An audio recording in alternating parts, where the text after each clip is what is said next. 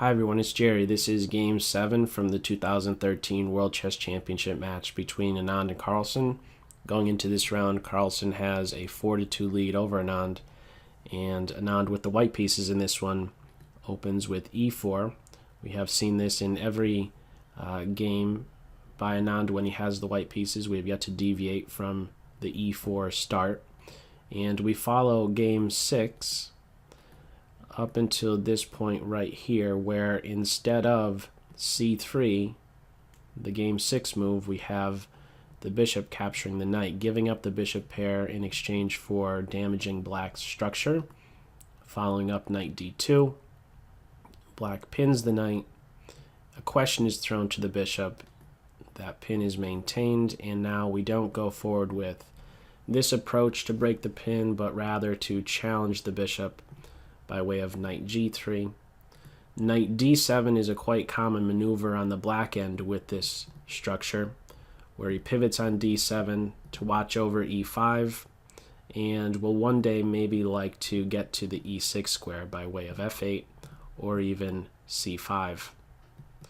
So, following up, being quite consistent, knight g3, black gives up the bishop pair, and, well, the other consideration was to drop back here, but black simply captures, simplifies the position more, and now tries to show that the knight on g3 is going to be inconvenienced. With the g6 now around the knight, it's tough to get him working, and I'm not so sure where the perfect home would be for this knight.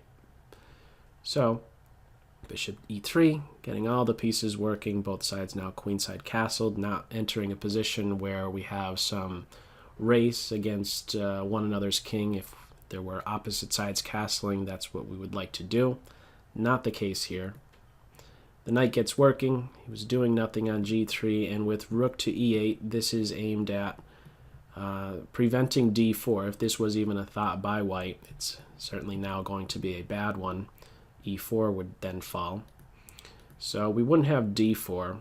First, king b1, quite common when you queenside castle. Get that king over a little bit more to watch over those pawns on a2 or a7.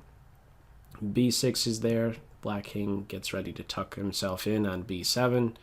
And here comes h4, which is intending h5 and the opening of the h-file for this rook. King b7 was played pretty quick. The other thought was to just stop this idea altogether with h5, and I'm not so sure why that move wasn't played. But king b7, certainly not a bad move, of course.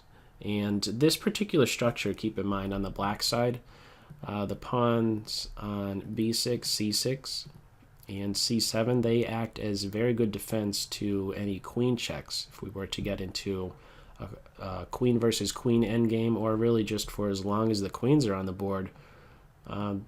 c7 pawn is around to negate any rank checks, the b pawn of course for file checks, and now this doubled pawn serves a good role in stopping any diagonal checks. So a nice little pocket, a nice home for the king in order to avoid any perpetual checks.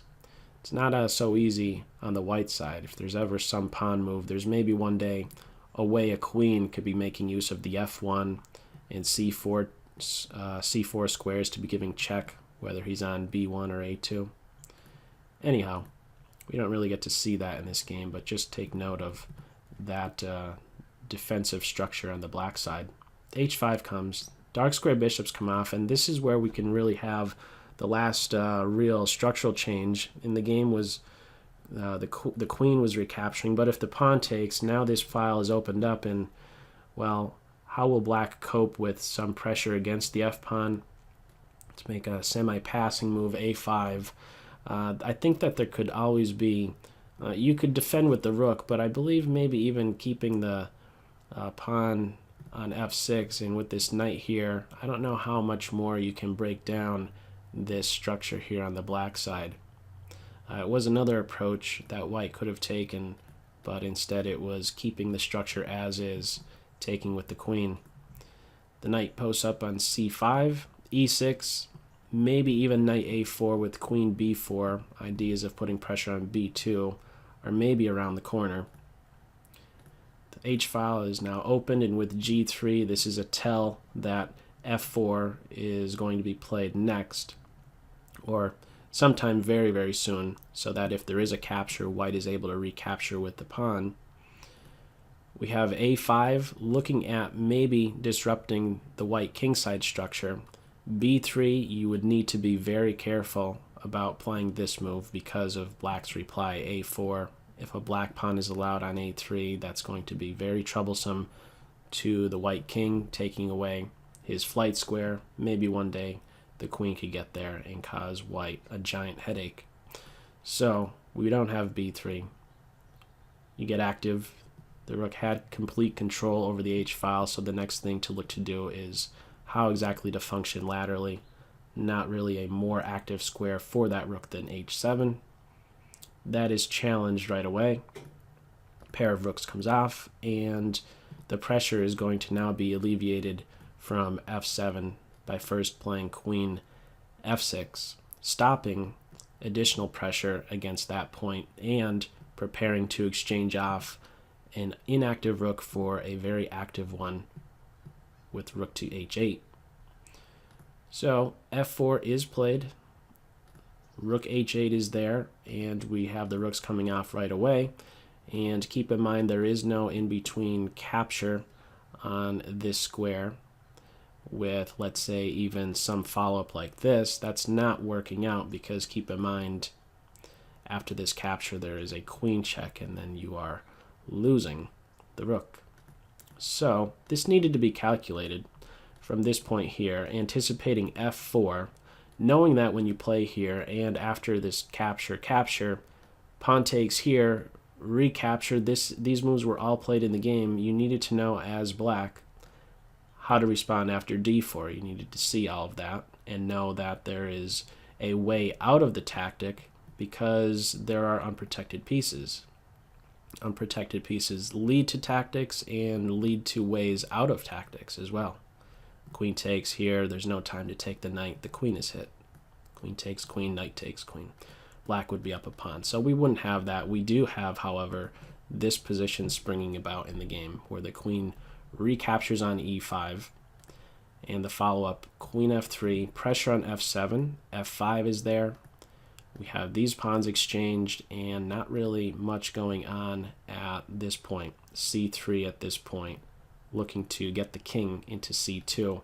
One point I can make is instead of F5, I had thought during the game, what should white do if knight A4 converging on B2? Well, you do need to be a little bit careful. If D4, this is a bad move due to queen B5. This pawn is still being hit, as well as the knight. Mate could be defended with B3, but this is losing as a result of queen takes knight, followed up with a fork. So that wouldn't be the defense. What would, if knight A4 were played on this move 26, well, you'd play C3. And if the queen is coming over here, you would have B3. C3 point is covered. If the knight plays here, king C2 would be played. Every base point is covered. Now this queen is a bit offside. F7 is still hit, and this knight is ready to jump into the center and kick the queen back. So this is not a road to go down for black. So we didn't have knight to A4. Instead it was F5. Pawns are exchanged, C3 is there, the king is ready to contribute. Knight E6, these knights are basically offsetting one another. These squares being covered, D4 and F4. King C2, knight G5, queen F2, and what we end up having is something that is quite similar to games 1 and 2 of this match. This game is this position is dead equal, and we just witnessed another threefold repetition. This game 7 ending as a draw. And with that, the match now, Carlsen having 4.5 points to Anand's 2.5 points, and we take things into round 8 where Carlsen will have the white pieces. So we will see what takes place at that point, and I look forward to it as usual. So that's all for this video. Take care.